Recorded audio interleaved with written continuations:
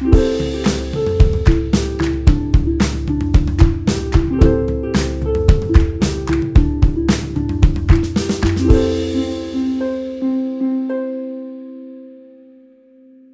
dans le premier épisode de podcast, le podcast de la WebBD. Je suis Jackpot. Et je suis Ia.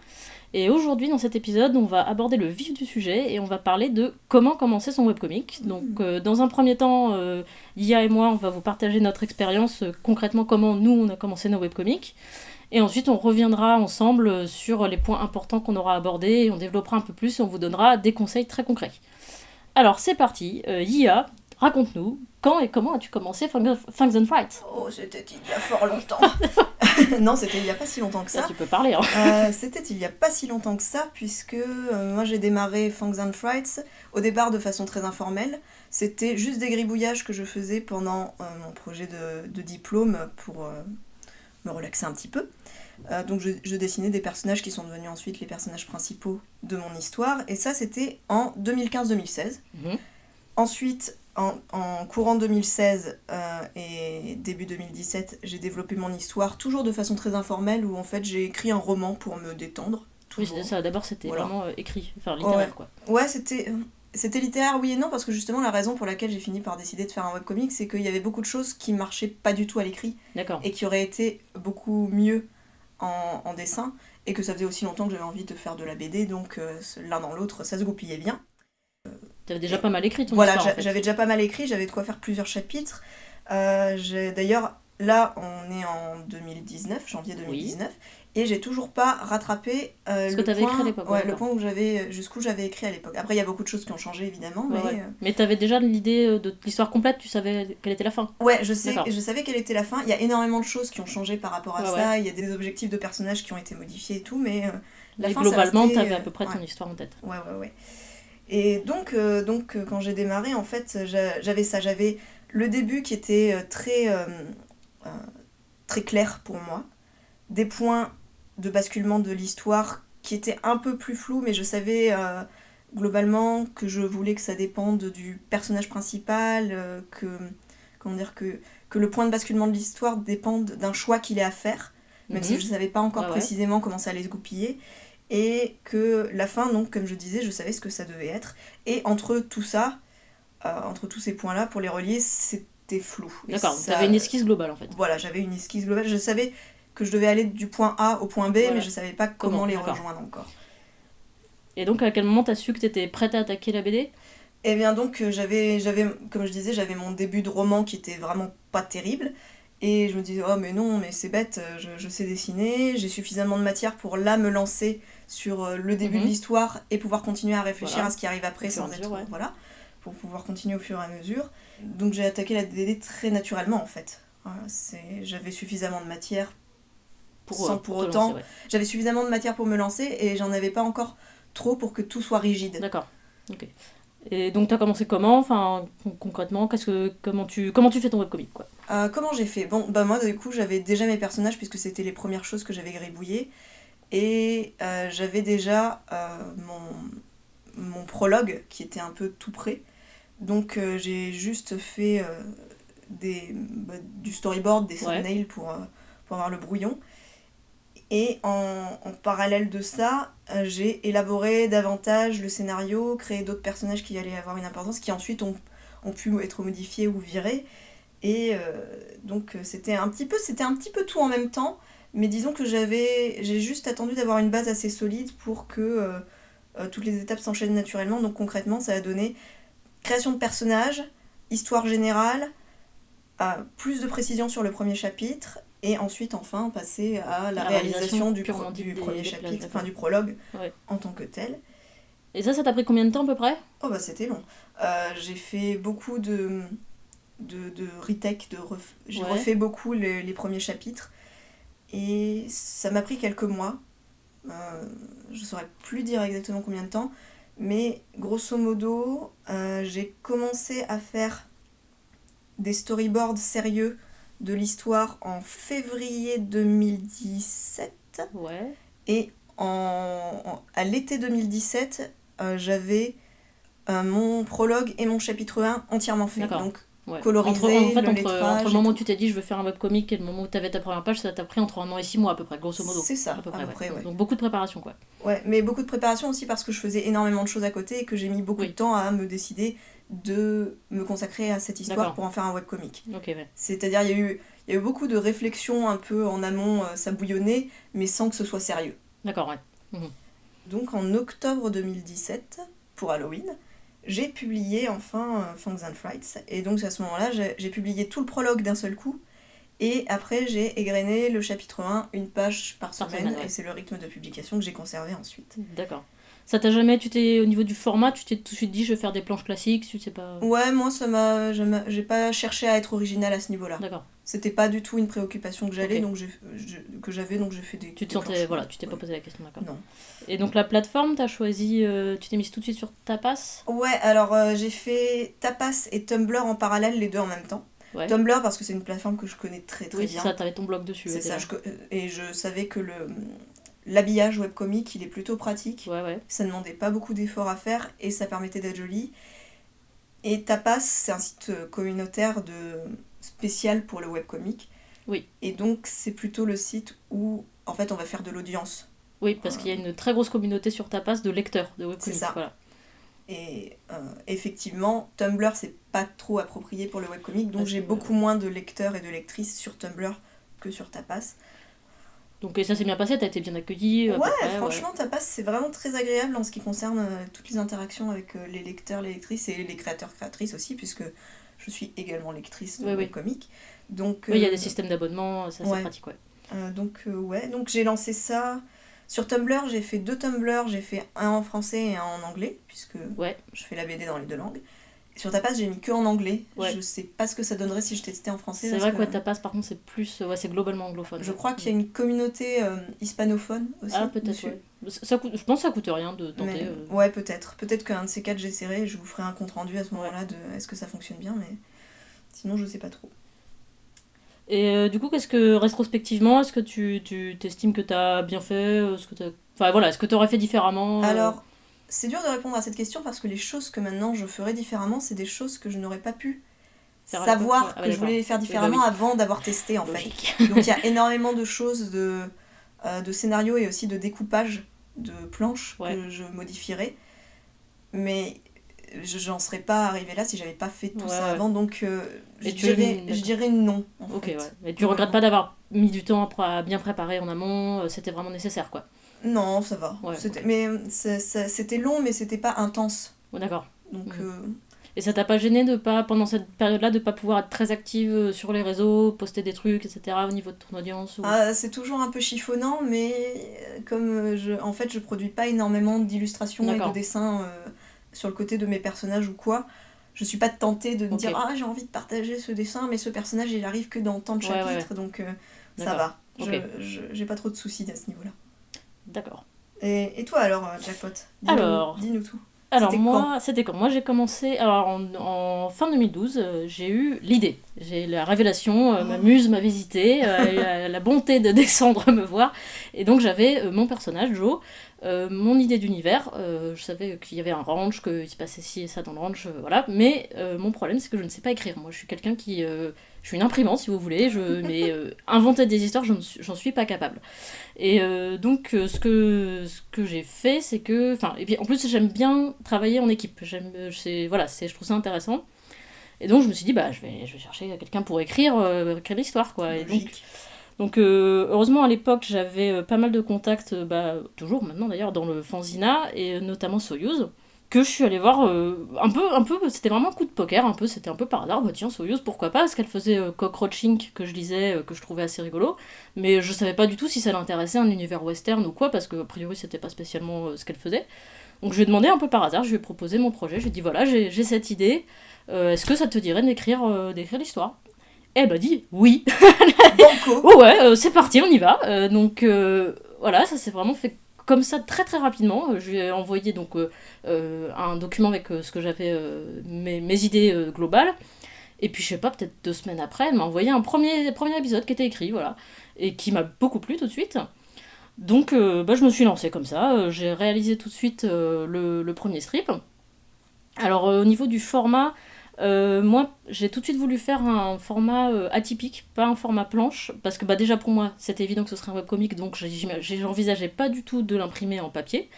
Donc déjà voilà, j'ai évacué la contrainte et je me suis dit, moi ce que j'aime bien, comme c'est une lecture sur écran, le défilement vertical, c'est intéressant, ça fait de faire défiler des cases qui ont toujours le même format verticalement. Et puis c'est agréable en plus. Voilà, c'est agréable à lire, et en fait, c'est au niveau narratif visuel, ça reproduit un petit peu ce qu'on voit en cinéma tout simplement. C'est un enchaînement de plans qui est très cinématographique, comme moi, il se trouve que c'est mon domaine professionnel, tout comme IA. C'était plus simple pour moi, enfin je trouvais que c'était une approche qui était simple. En fait, je me suis enlevé des contraintes, c'est-à-dire raconter une histoire c'est bien, mais se demander quel format pour quelle case, ça me casse les pieds, donc allez, toujours la même case, et j'enchaîne mes plans comme ça, c'est plus simple. Donc je me suis lancée là-dedans. En fait, c'est comment transformer la flemme en style. Exactement. Non mais vraiment, hein, faites de vos faiblesses, c'est de votre absence d'envie de faire des trucs, vos forces. Mais tout à fait, exactement. Et ça a été, ce que tu dis, c'est tout à fait vrai, parce que par exemple, j'ai fait le premier strip en couleur. Je me suis tout de suite rendu compte que ça allait pas être possible, que ça me prenait trop d'énergie, ça me mettait trop en insécurité, parce que c'était vraiment trop loin de ma zone de confort de faire de la couleur sur de la bande dessinée. Et surtout, pour moi, ce qui était important, c'était d'avancer l'histoire. Il fallait que ça puisse aller vite, parce que je savais qu'un webcomic, de manière générale, c'est souvent une planche par semaine. Donc nous, c'était pas des planches, donc on s'est dit qu'on allait pas forcément... Enfin, très clairement, j'ai dit à Soyuz tout de suite, c'est pas possible d'en faire une par semaine, je vais pas y arriver. Donc on s'est dit une toutes les 2 semaines, voilà, parce que pour faire une moyenne, entre guillemets. C'était quand même beaucoup. Et qu'est-ce que je voulais dire, je sais plus. Oui, donc il fallait que je m'enlève des contraintes pour pouvoir aller vite. Donc j'ai été par élimination, donc la couleur, j'ai vu tout de suite que c'était pas possible. Donc j'ai dit, c'est pas grave, je ferai du noir et blanc un peu bricolé pour que ça ait pas l'air noir et blanc, voilà. Elle a fait du sépia, voilà, c'est ça que ça veut dire. Astuce, mais concrètement c'est du noir et blanc, hein. C'est juste un filtre Photoshop par-dessus pour mettre que... voilà. Et Non, c'est pas vrai, il y a un caca en couleur. Oui, c'est vrai, une fois il y a un caca en couleur. Mais c'est intéressant, parce que de cette contrainte, narrativement, on peut l'utiliser d'une manière qu'on n'aurait pas pu différente de... Parce que du coup, le caca, on s'en souvient. Exact. Voilà. Tout à fait. Et aussi, ça m'a aidé j'ai aussi vu que la résolution, ça me cassait les pieds de travailler en grosse résolution. Et encore une fois, comme je voulais pas l'imprimer, je me suis dit, mais pourquoi je m'enquiquine à faire du 300 dpi, autant baisser ma résolution. C'est exactement comme si j'avais choisi, au lieu de dessiner sur du A4, de dessiner sur du A5, en fait. Et tout simplement pour aller plus vite, parce qu'il fallait que je puisse aller vite. C'était le principe, c'était je dois pouvoir faire ce webcomic rapidement. Gotta go fast. Après, donc j'ai fait le premier strip. Ensuite on en a fait ensuite Soyuz m'a envoyé le second, j'ai fait le second, elle m'a envoyé le troisième, j'ai fait le troisième, on en a fait 3-4 comme ça.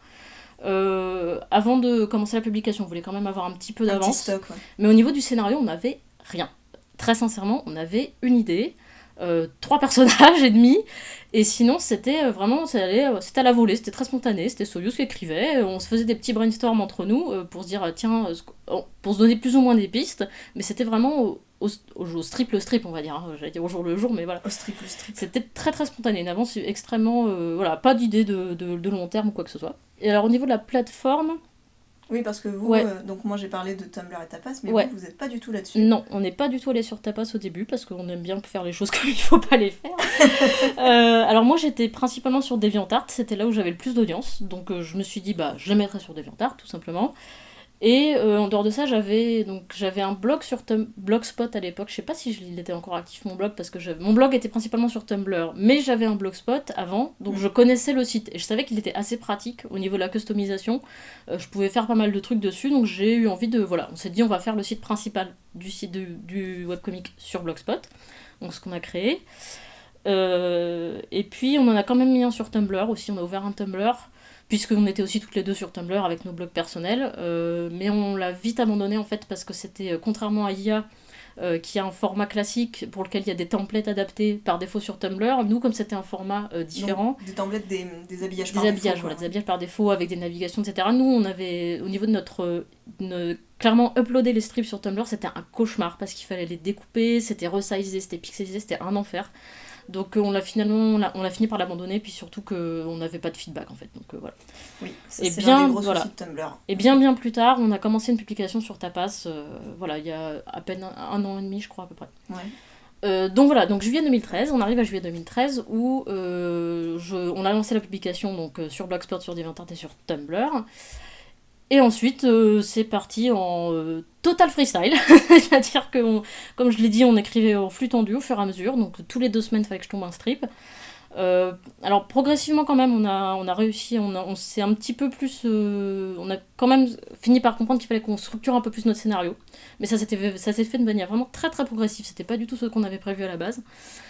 Il y a eu quelques hiatus aussi, dont il y a eu un arrêt assez conséquent en 2017. Donc ça, j'y reviendrai dans un épisode spécial de podcast, parce que voilà, j'ai rencontré un problème que je pense que beaucoup d'auteurs rencontreront forcément.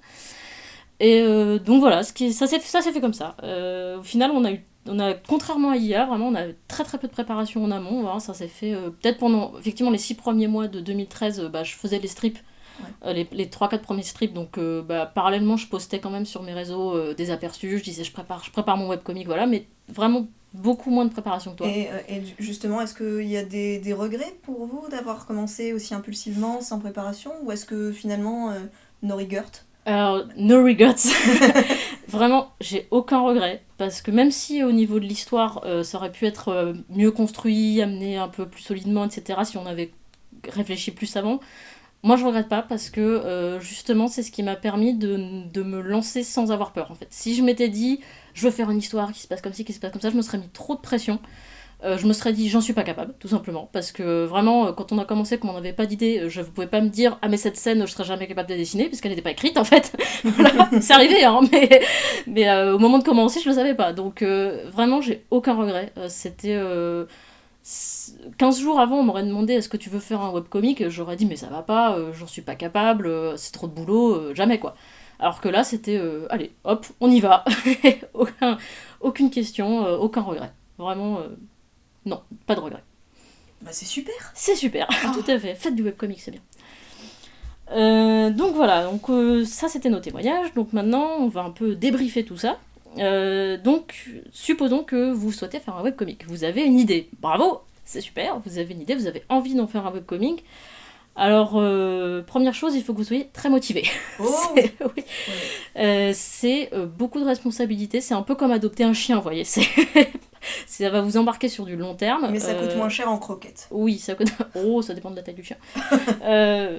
Mais oui, il faut que ça vous motive. Vraiment, il faut que cette idée, elle soit chère à votre cœur, que vraiment vous ayez vraiment envie de mettre de donner vie à cette histoire et que la motivation, c'est la clé. Déjà, il faut être très très motivé.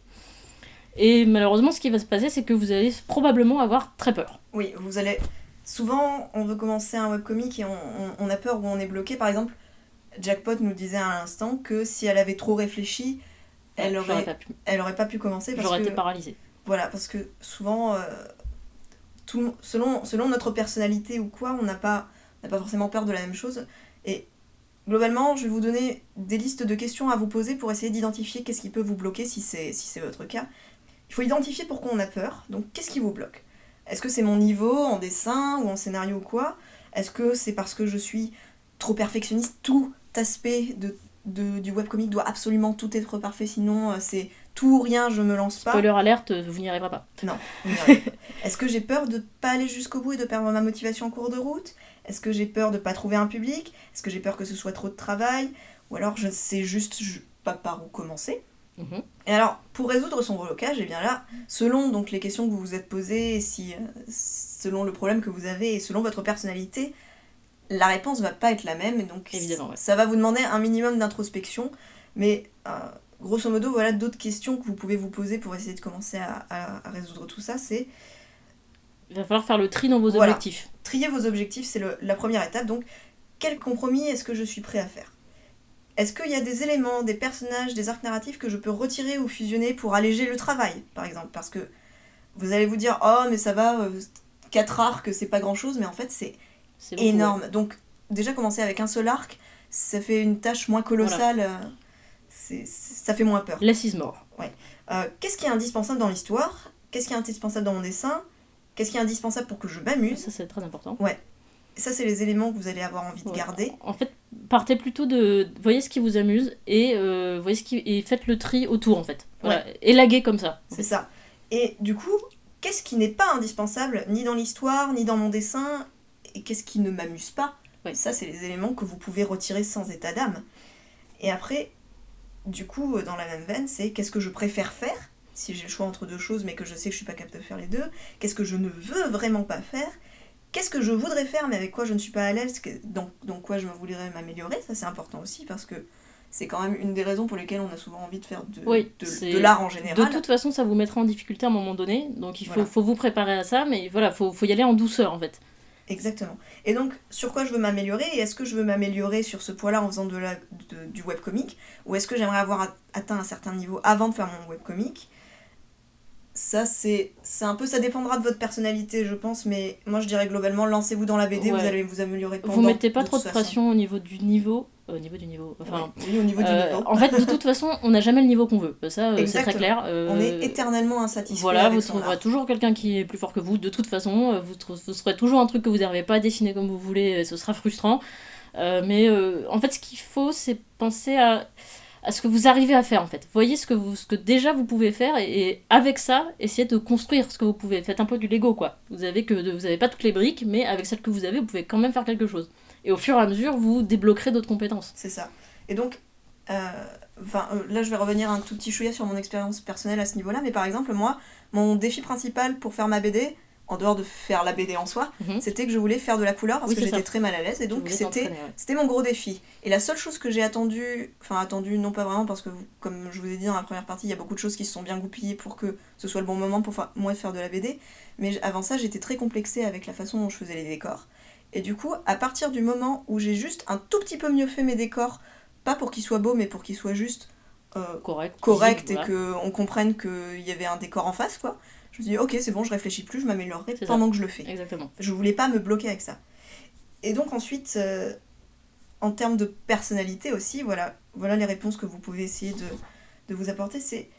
Est-ce que vous préférez improviser sans vous prendre la tête, ou est-ce que vous avez besoin d'improviser sans vous prendre la tête? Ça, c'est ce dont on parlait un petit peu avec... Besoin de préparer plus, tu veux dire. Ouais, oui. Improviser ou préparer, voilà, ça va dépendre de vos personnalités. Par exemple, si vous avez une personnalité perfectionniste, il faut arrêter de réfléchir. C'est ça. Il faut s'autoriser l'erreur, et il faut aussi...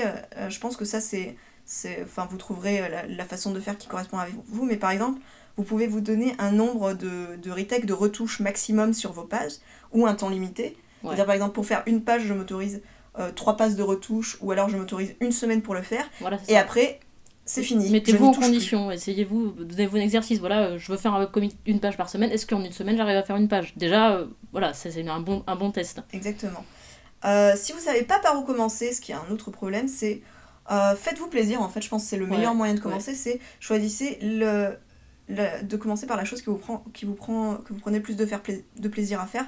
Par exemple, vous adorez faire des personnages, choisissez de faire une petite BD où il y a plein de personnages que vous trouvez sympas. Dans le désert, il n'y a pas de décor. Non, mais trouvez des astuces, par exemple, je sais pas, mais une histoire où si vous n'avez pas du tout envie de faire des décors, faites une histoire qui se passe dans la tête d'un personnage, et du coup, il n'y a rien. Mais pour de vrai, personnellement, je suis un peu comme ce que décrit Ia, c'est-à-dire que j'aimais pas du tout faire des décors, j'en dessinais jamais.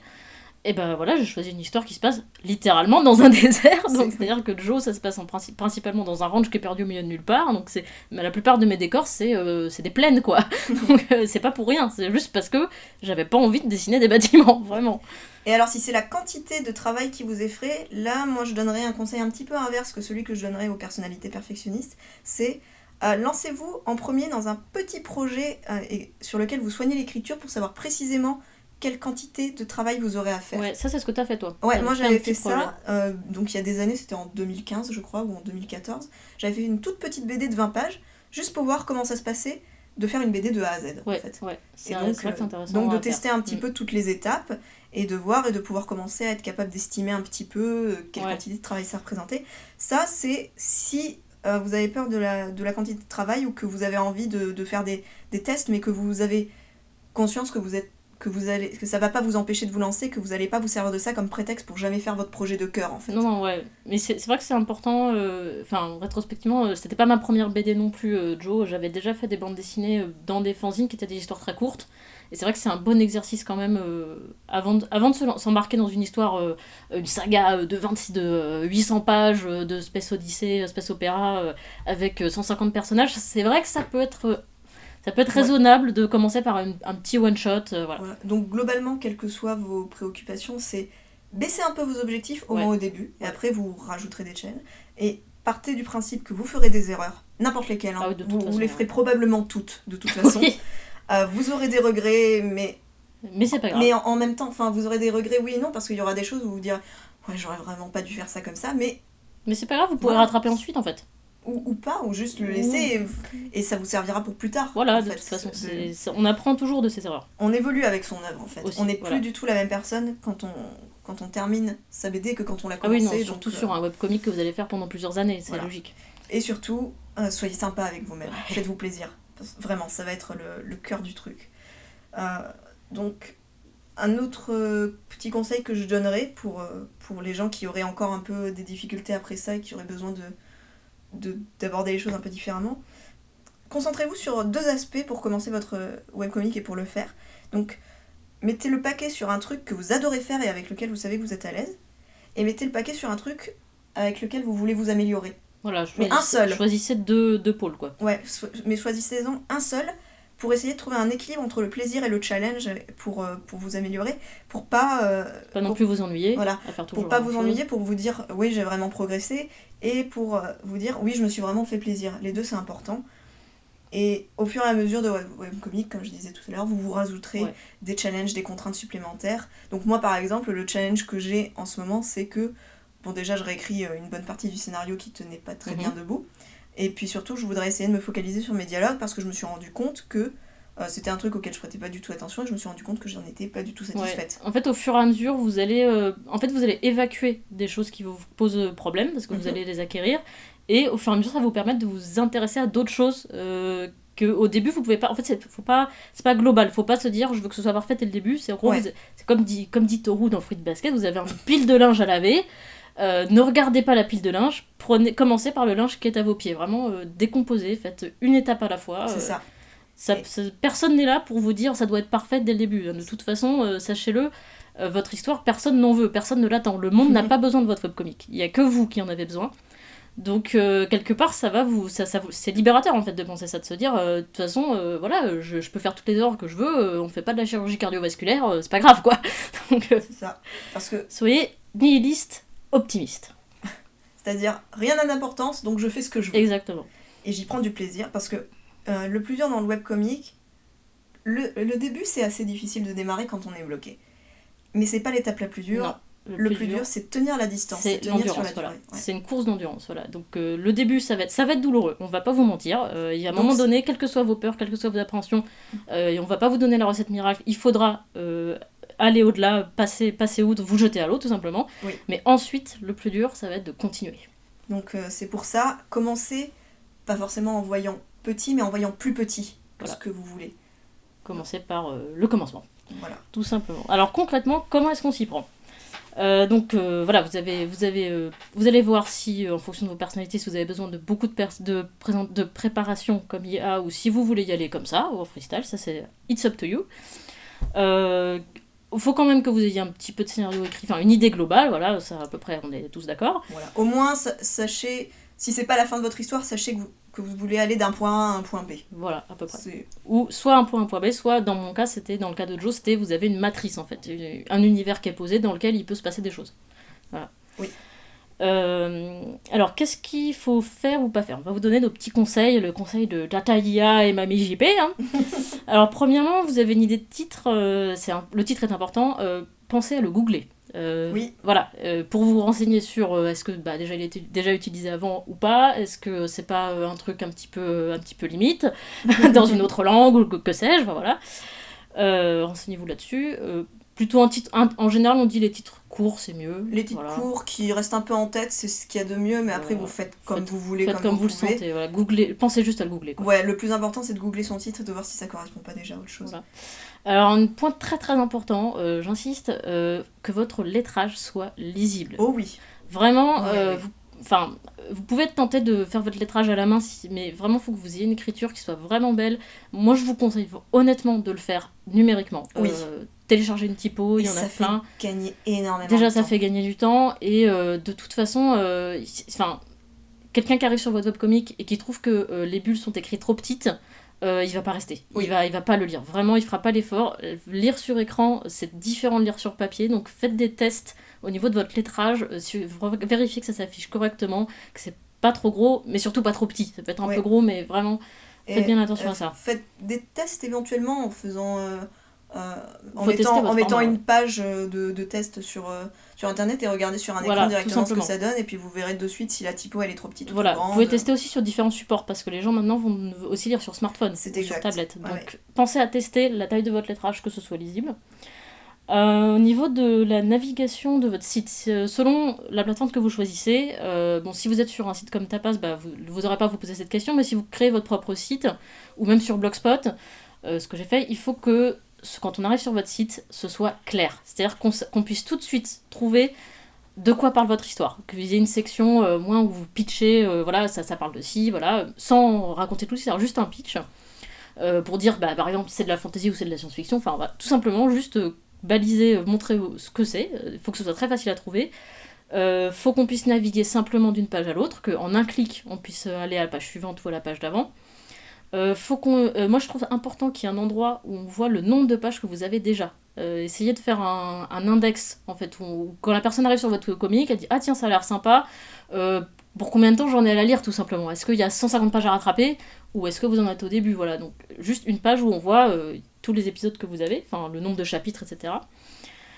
Et aussi que vous, en tant qu'auteur, vous soyez facile à trouver. C'est-à-dire que sur la page, le site de votre webcomic, il faut qu'on voit tout de suite qui fait ce webcomic et où on peut le retrouver sur les réseaux sociaux notamment, parce qu'il y a beaucoup de gens qui déjà ne savent pas utiliser un lecteur RSS ou ne sont pas inscrits sur les sites communautaires, mais par exemple ils sont sur Twitter et ils vont peut-être chercher à suivre l'auteur sur Twitter pour savoir quand est-ce qu'il y a des updates en fait, tout simplement. Ou pour voir aussi le reste du travail de l'auteur. Voilà, est-ce que le travail de l'auteur vous intéresse, est-ce qu'il a fait autre chose que cette BD, est-ce qu'il travaille toujours sur cette BD, voilà, il faut que ce soit facile à trouver. C'est vrai que s'il y a des aléas, des hiatus ou des trucs comme ça, c'est généralement sur les réseaux sociaux que les auteurs et autrices vont informer leur lectorat et pas forcément sur le site en tant que tel. Voilà, donc tout simplement, un petit conseil bête, mais essayez d'avoir le même pseudo sur tous les sites. Je sais que c'est pas forcément facile, surtout si vous êtes jeune, vous allez peut-être changer de pseudo. Mais mettez les informations pour trouver votre Twitter ou votre page Facebook ou quoi que ce soit sur le site. Il faut pas qu'on ait à vous chasser, c'est vraiment insupportable. Enfin, je sais que moi personnellement, quand je trouve qu'un webcomic ou n'importe quoi me tape dans l'œil, j'ai envie de savoir qui fait ça et de pouvoir le retrouver facilement, quoi. Moi aussi. Alors au niveau de la publication en tant que telle, vous allez vous poser la question du format, évidemment. Donc c'est ce qu'on a vu, si vous avez écouté notre épisode pilote, on en a parlé, mais le gros avantage du webcomic, c'est justement le format. C'est que vous pouvez choisir le format que vous voulez, vous n'êtes pas du tout obligé de rester sur des planches classiques. Alors il y a beaucoup de webcomics qui font des planches classiques, pour une raison très simple, c'est pour pouvoir éventuellement l'imprimer plus tard. Parce qu'effectivement, même si notre média principal c'est le numérique, c'est vrai qu'on a souvent envie d'avoir la version papier, et c'est vrai que les gens, à l'heure actuelle, le public est encore demandeur de ça. Ça va peut-être évoluer, mais les gens quand ils aiment bien une BD, c'est vrai qu'ils aiment bien pouvoir l'avoir en papier. C'est toujours sympa d'avoir une BD dans les mains. Voilà, ça reste... Et même en tant qu'auteur, c'est sympa. Il y a un côté... Ça matérialise, en fait, votre bande dessinée. C'est devenu concret, quoi. Voilà, c'est ça. Donc ça, c'est vrai qu'il faut y penser. Mais vous pouvez aussi... nous, par exemple, pour Joe, comme ce que je disais, notre format est atypique, c'est pas des planches. Je m'étais dit au début, on l'imprimera jamais, donc on s'en fout. Au final, on l'a imprimé quand même. Donc sachez que c'est quand même possible en fait. Ça demande une adaptation. C'était pas fait pour, j'ai dû un peu tricher. C'est pas idéal, mais c'est possible quand même. Donc ça dépend. Voilà. Quand vous choisirez votre format, pensez à est-ce que vous auriez envie de l'imprimer un jour ou pas. Mais vous limitez pas à ça. Si vous avez envie de tester visuellement une narration avec des planches à l'horizontale à l'italienne, c'est l'italienne ou un format paysage. Ou si vous voulez faire... il y a un webcomic où chaque En fait, les updates, c'est des cases. C'est tout simplement des cases. C'est des cases. Alors, c'est des paintings et tout, mais voilà, on clique pour aller d'une case à l'autre. C'est qu'une seule case qui s'affiche, en fait. Enfin voilà, c'est un terrain d'expérimentation. Tout est permis. Les GIFs sont permis, les vidéos sont aussi, permises. Ouais. Oui, ça c'est très intéressant. Les jeux vidéo sont permis, on tout en avait un peu parlé dans le pilote également. Donc la seule chose que je vous recommande au niveau de votre format, c'est comme pour le lettrage, c'est de le tester. Voyez la taille, définissez-vous une taille en pixels, du coup, la résolution s'en fiche, c'est la taille en pixels qui compte. Vérifiez que ça s'affiche correctement dans un navigateur, que si c'est un format en paysage, qu'il n'est pas complètement tronqué en fonction des écrans. Alors ça va être un casse-tête, hein. Vous ne pourrez pas avoir un affichage optimal sur toutes les plateformes, c'est impossible. Oui. Mais voilà, testez-le quand même un petit peu. Pensez à votre intention narrative, ce que vous avez envie de faire.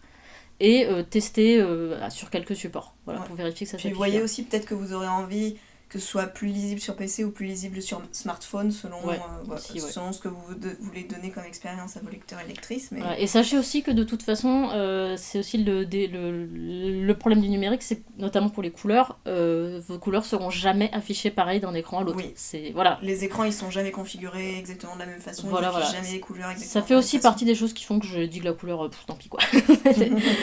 Voilà, donc ça peut être intéressant aussi de tester au moins le niveau de contraste. De vérifier que vos planches sont pas trop que votre visuel n'est pas trop contrasté, ne devient pas illisible selon les formats. Voilà, faut faire quelques tests. De toute façon, vous pourrez pas avoir une solution parfaite sur tous les supports, mais pensez à tester un petit peu. Ensuite, vous allez choisir une plateforme. Et oui. Alors là, que de choix s'offre à vous. Oui, donc on va vous parler de ceux que nous on connaît. Voilà, donc alors moi comme je disais j'étais sur... Donc on a un site principal pour Joe sur Blogspot, sur lequel la webcomic est en français et en anglais.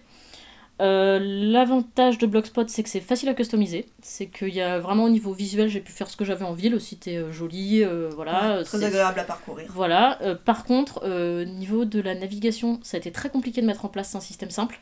J'ai dû appeler un copain programmeur qui m'aide à coder un truc parce qu'en fait je le faisais manuellement et c'était insupportable et juste il m'a aidé à faire un truc qui soit automatique, mais voilà c'est pas prévu de base dans le site, c'est ça que je veux dire, c'est que si vous connaissez pas trop en code, que vous avez pas quelques notions, ça peut être un peu ça peut vous limiter un petit peu. Disons qu'il faudra le faire manuellement à chaque fois, quoi. À chaque fois il faudra mettre le lien pour le suivant, pour le précédent, ce qui peut vite prendre du temps et être pénible.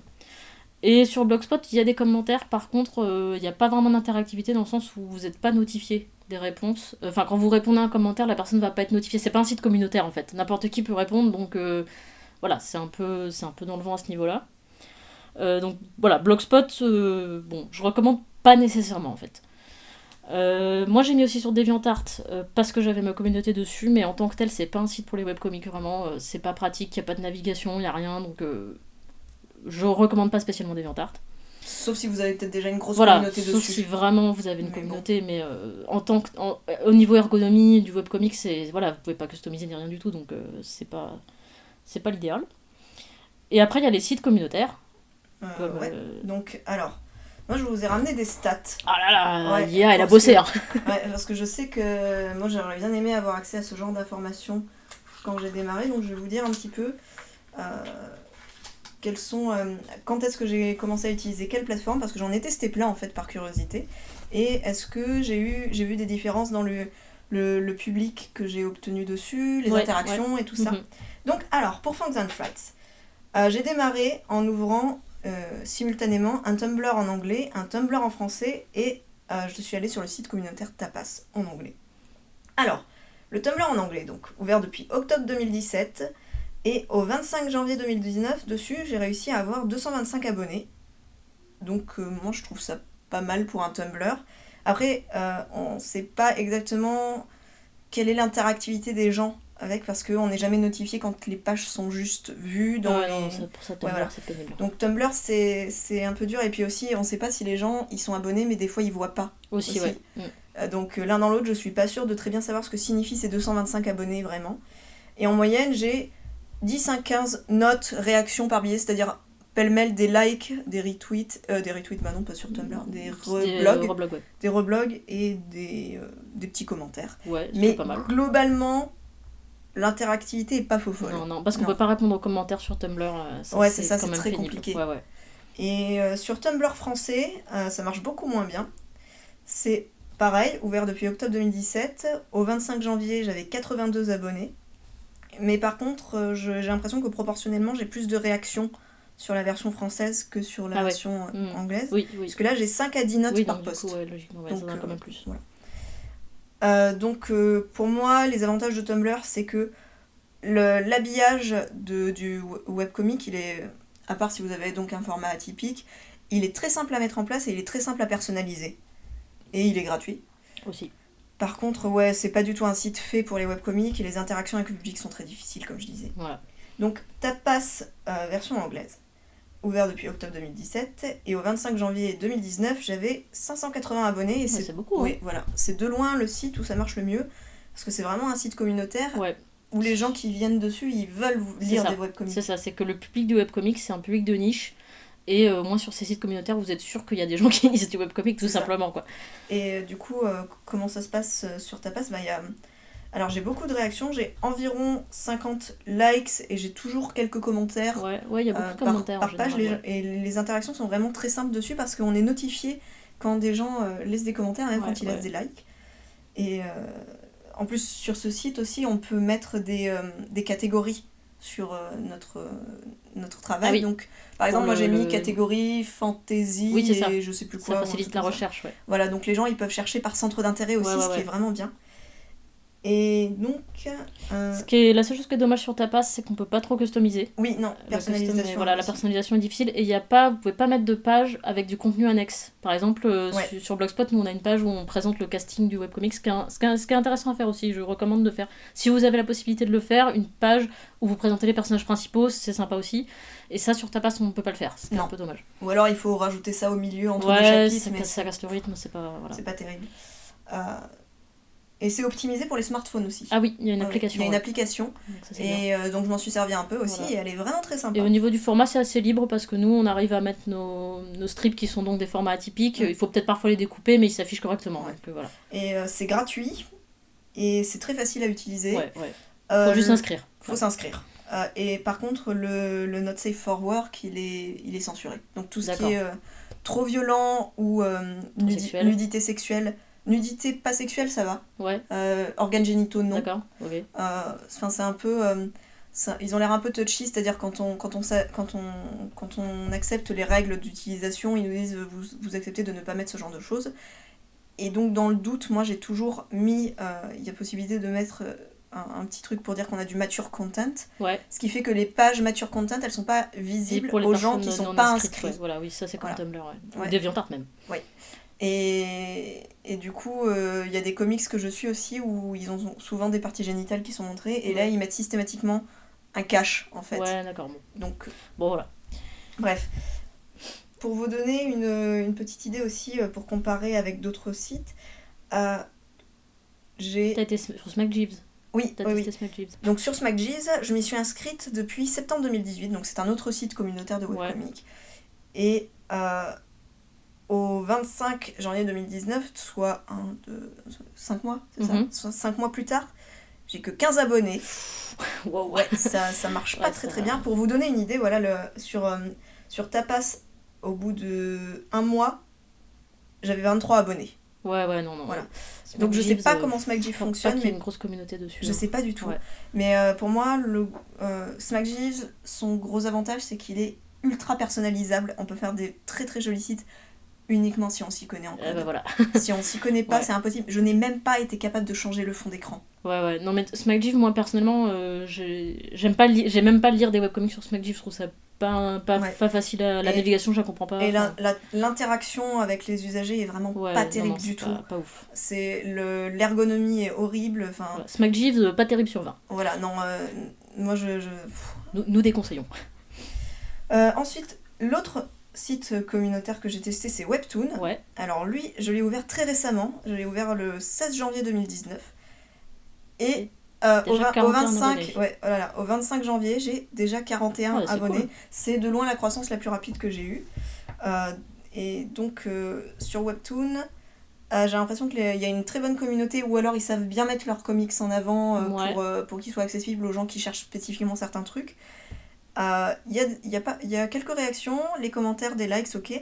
Par contre, c'est pas si simple que ça d'interagir avec les gens parce que on n'est pas notifié. Ah, Donc ouais, moi, c'est terrible, ça. au bout de 7 jours, je me suis dit, tiens, si ça se trouve, j'ai eu des commentaires et il m'a Oui. pas notifié, parce que j'ai rien vu, et donc j'ai Oui, dû c'est un aller peu- c'est un peu manuellement dommage, ouais. sur chaque Ah update oui. pour Pour regarder. voir, ouais. Ouais.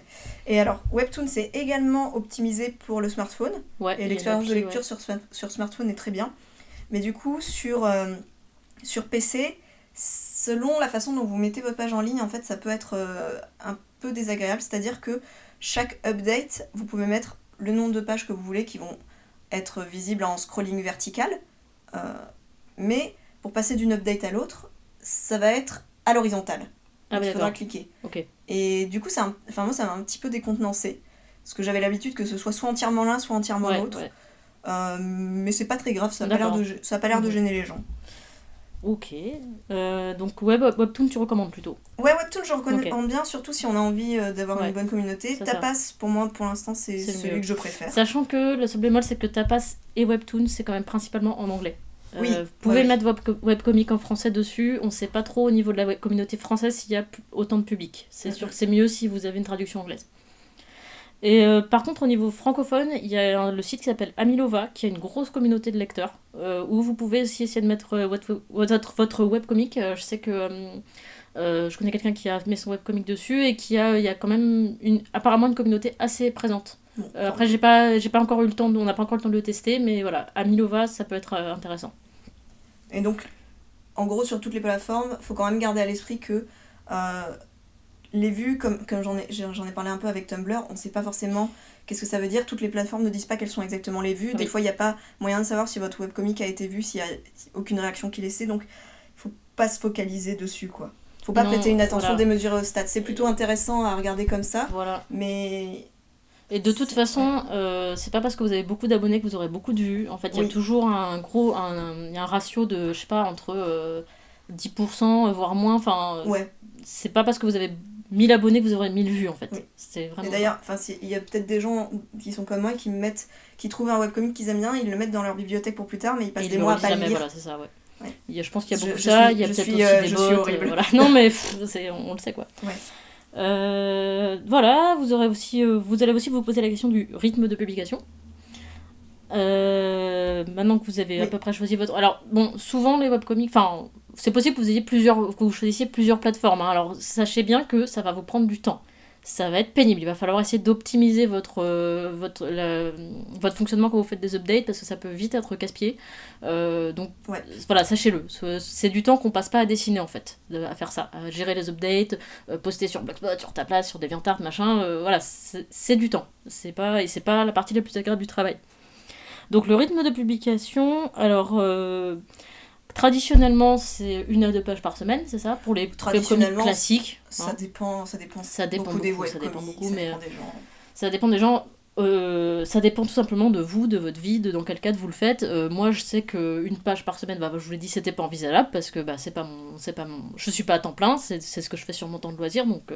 Donc l'astuce en fait pour choisir votre rythme de publication, c'est de publier 2 fois moins que ce que vous êtes capable de produire dans un temps donné. Absolument. C'est-à-dire que si dans une semaine vous pouvez faire 2 pages, eh ben vous en publiez qu'une. Voilà. Il faut garder toujours idéalement un buffer, un nombre de pages derrière vous. Vous avez 2 stratégies. Voilà. Soit vous en faites plusieurs avant de publier, mais de toute façon il faudra rattraper à un moment donné. Vous pouvez faire des pauses, mais bon, ça vous de voir. Mais voilà, l'idée c'est vous pressurisez pas. Essayez de choisir un rythme qui soit adapté à vous.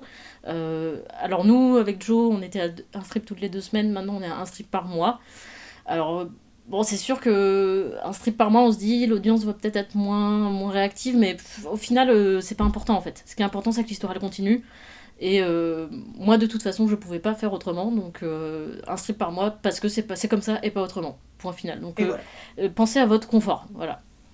C'est ça qui est le plus important dans votre rythme.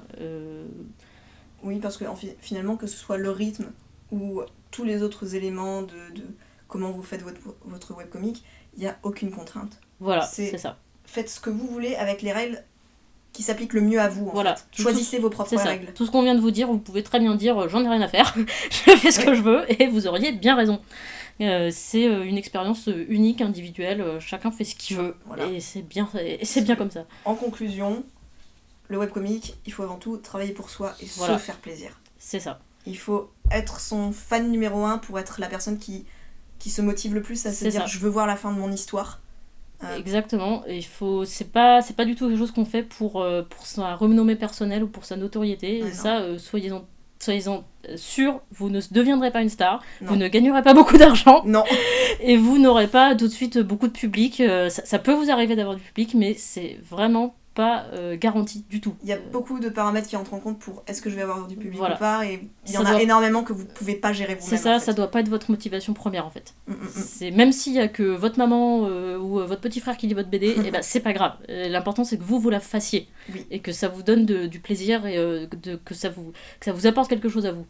En revanche, vous pouvez vous attendre à devoir supporter une énorme masse de travail quasiment en permanence. Voilà, en fait, c'est une charge mentale énorme, parce que si vous vous embarquez donc, dans un webcomic long qui va vous embarquer sur des années, c'est des années, vous allez y penser littéralement tout le temps. Donc c'est beaucoup d'investissement émotionnel et au niveau de temps de travail. Donc justement, faites-y attention. Ne vous investissez pas à 200% dans votre webcomic. Ça doit rester un hobby ce n'est qu'un webcomic. C'est à la fois la chose la plus importante de votre production personnelle, de votre vie artistique, et c'est à la fois quelque chose qui n'a aucune importance. Vraiment, c'est très important d'arriver à l'appréhender de cette façon, aussi paradoxale que ça puisse paraître. Nihilisme optimiste.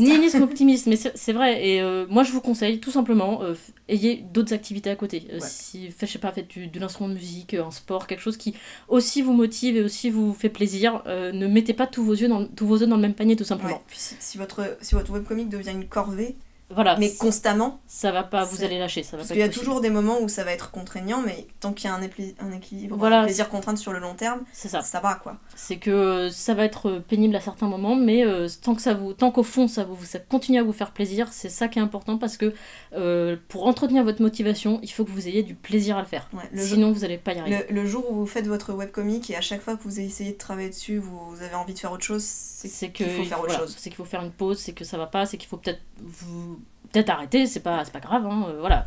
Il faut que ce soit un plaisir avant tout. Il faut que ça vous fasse plaisir, que ça vous apporte du bonheur de travailler sur votre bande dessinée, sur votre webcomic. Voilà, je crois qu'on a fait le tour. On va vous recommander un petit webcomic. Oui, voilà, on va terminer ça en vous faisant une petite recommandation de lecture. Donc on vous recommande de lire Ici vont les morts de Valériane. Donc c'est en français. C'est français, c'est disponible en français, en anglais et en breton. S'il vous plaît. Donc c'est une histoire de vengeance en fait, d'une petite fille qui s'appelle Sunday qui cherche la vengeance sur un méchant sorcier. Je vous dis pas ce qu'il a fait, mais vous le saurez très vite. Et pour s'aider dans sa recherche de vengeance, elle a fabriqué sa poupée vaudou qui s'appelle Mojo. Et elle va rencontrer plein de personnages. Il y a un univers qui est très développé, avec une mythologie vaudou qui est très bien amenée. C'est vraiment prenant. C'est très agréable, très bien écrit, très immersif. Ouais, absolument. Graphiquement, c'est assez sombre. Il y a vraiment un côté un peu oppressant dans les pages, mais c'est volontaire, donc voilà.